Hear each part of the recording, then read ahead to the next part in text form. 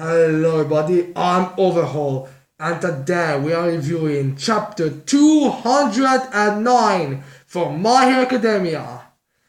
And gotta be honest, this is probably the best setup chapter for the battle, though.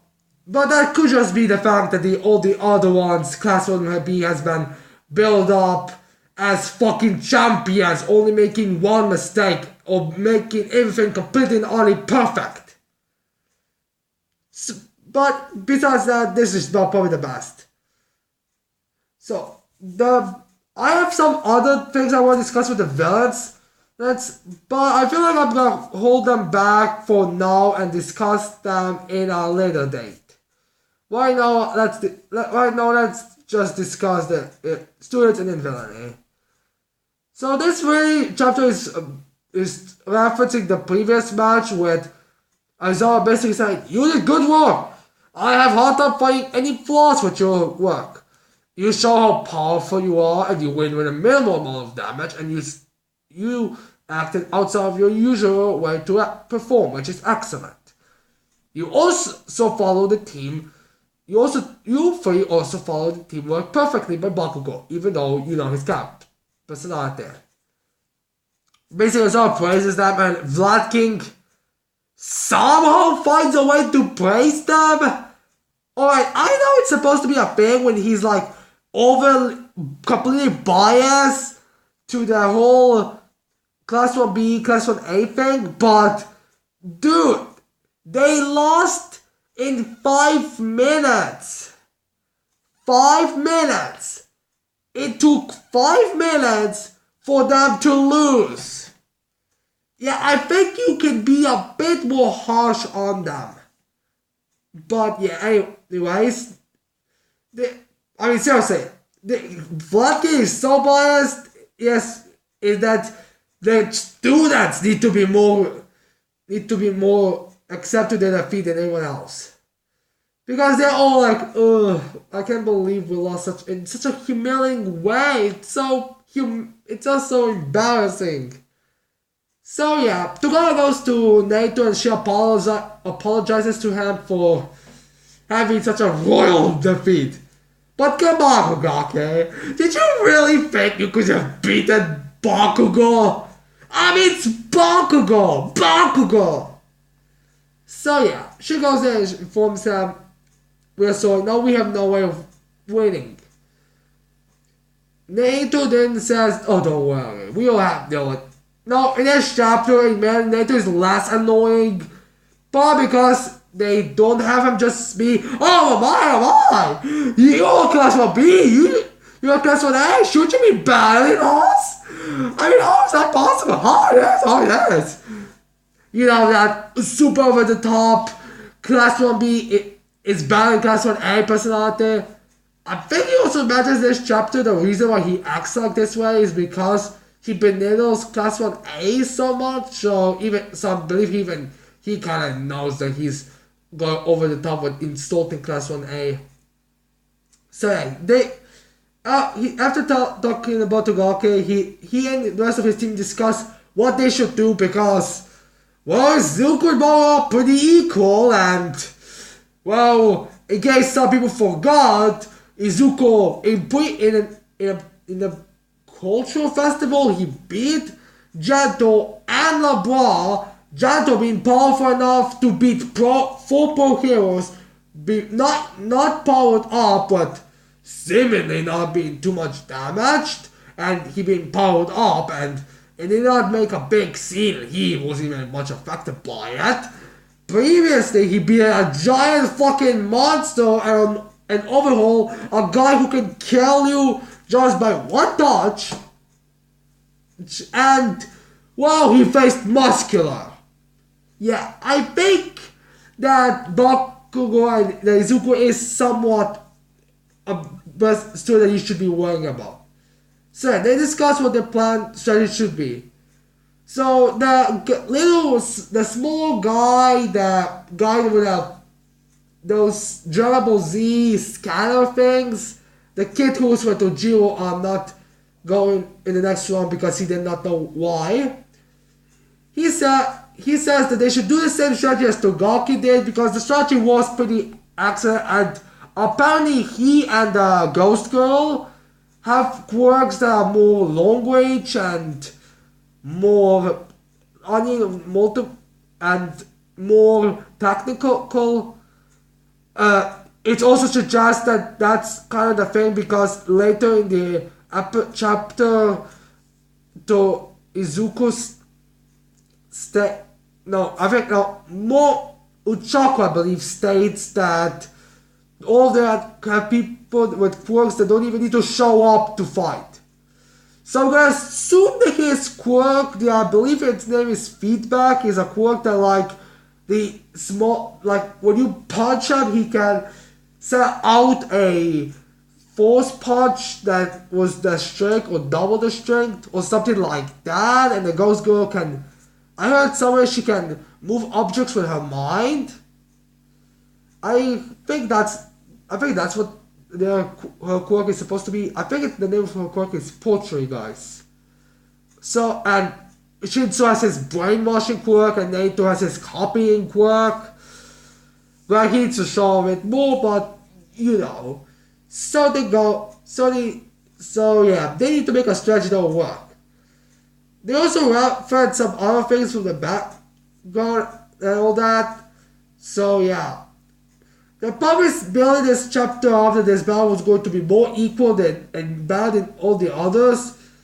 But I better hope those two poultry guys and the feedback quirk that the Ghost Girl and that small Silverhead kid have are more powerful and more awesome than Togaki's quirk, because let's just say it would be kinda underskin Izuku if they just have him lose in the worst possible way. So yeah, they basically make a strategy. Then we get to A's team, and they basically are making a strategy and saying, and basically they're depressed because their quirks are one for sticky balls, the other one you has asset, and the third one has floating. Which, I think at this point you should be a bit more confident. But anyways, Izuku comes and says, I'll be the bait, and I will make sure to be more capable than most others. Because, he's more like Izuku, well, more like Bakugo. Izuku's more like Bakugo, not Izuku, it's more like Izuku. Yeah, Izuku's more like Bakugo. And actually, people consider Izuku to be either equal or greater. I think right now it's Bakugo, Izuku a bit lower. So yeah. And Izuku is like, I may have a little trouble with my quirk earlier,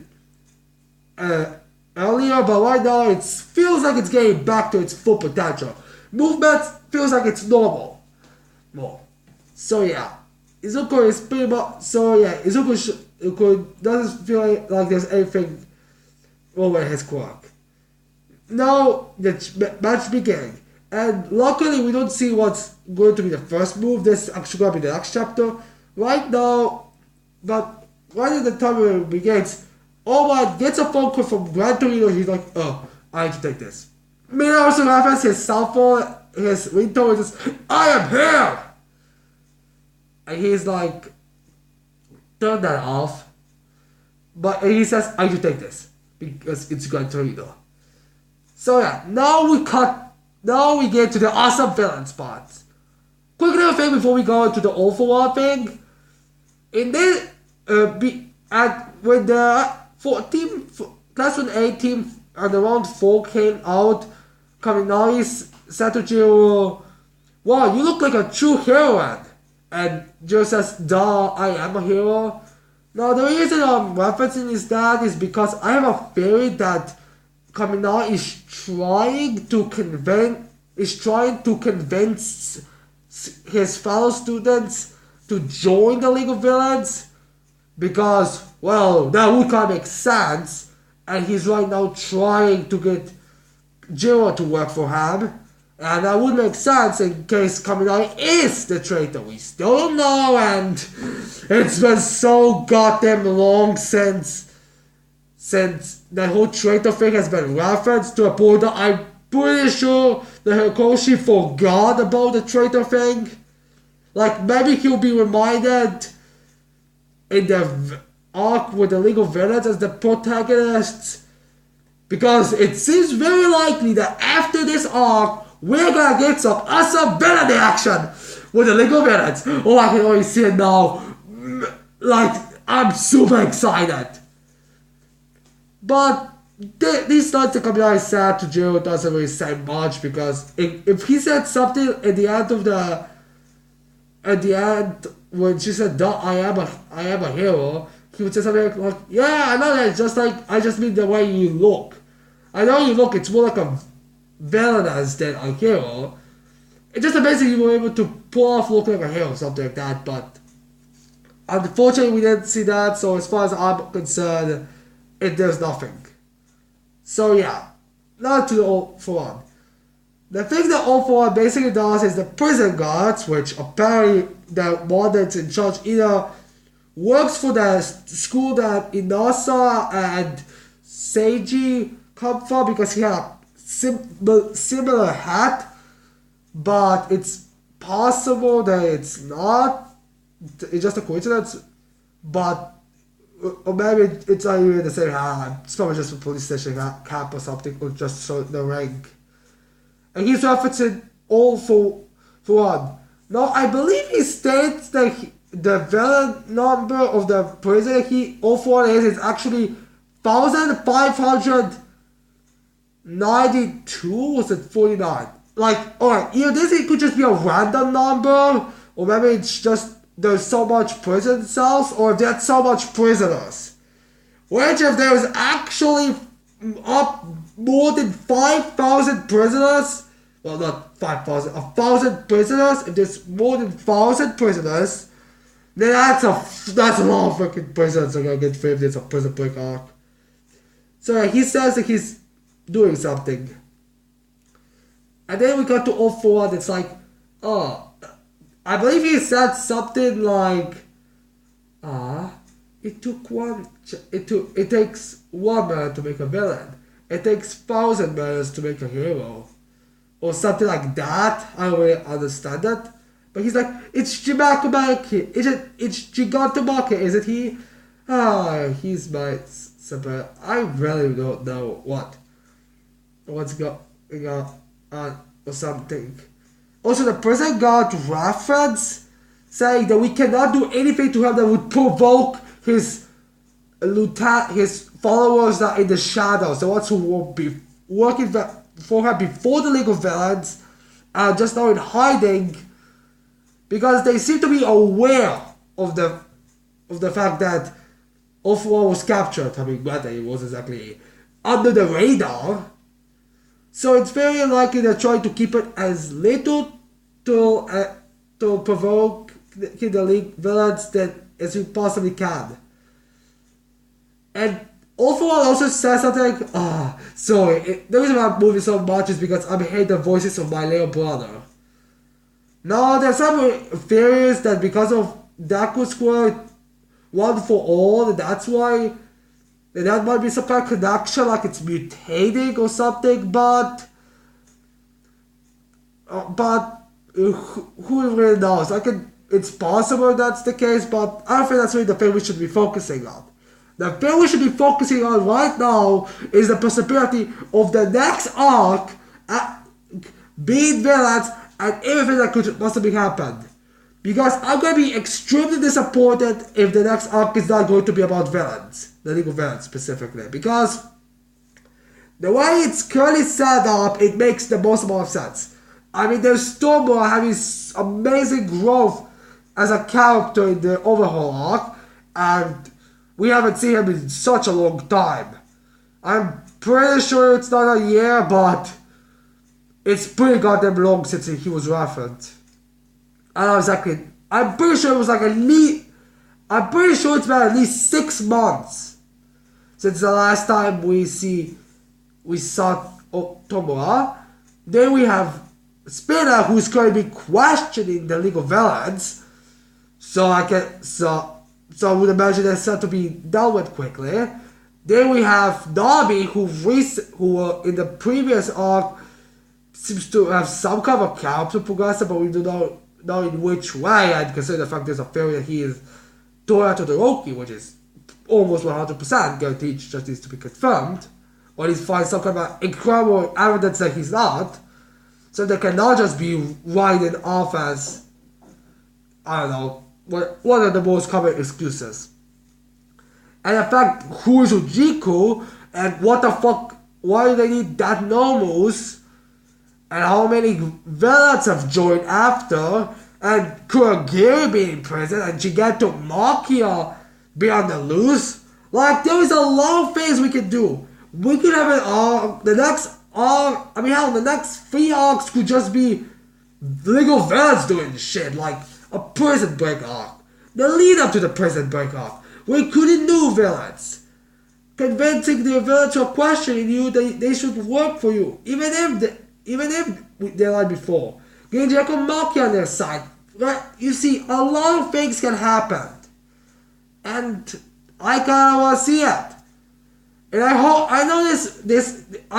going to wait at least a month or at least a long time. Like, how many? I believe that it's on break on next week, so 1, 2. It's possible that this battle is gonna be 3 months, so the next year could be League of Villains, which would be awesome.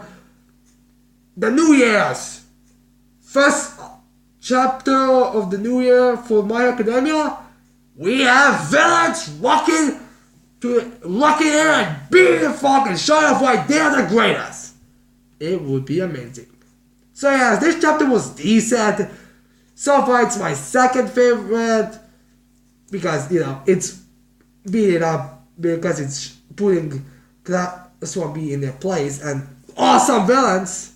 So yeah, I hope you like this video, and I hope you're gonna leave a like, comment, leave a like and subscribe to my channel for more videos in the future. And with that said, I cannot wait to see all of you people next time. Bye.